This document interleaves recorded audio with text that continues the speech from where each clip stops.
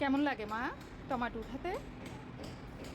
বলো তো, দেখি দেখি আমার মাকে। হ্যাঁ, খাও।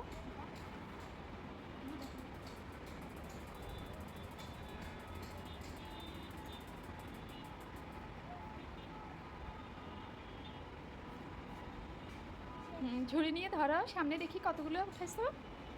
হ্যাঁ, দু হাতে ধরো। ওয়াও, দেখি তো। হ্যাঁ, মাশাল্লাহ, অনেকগুলা।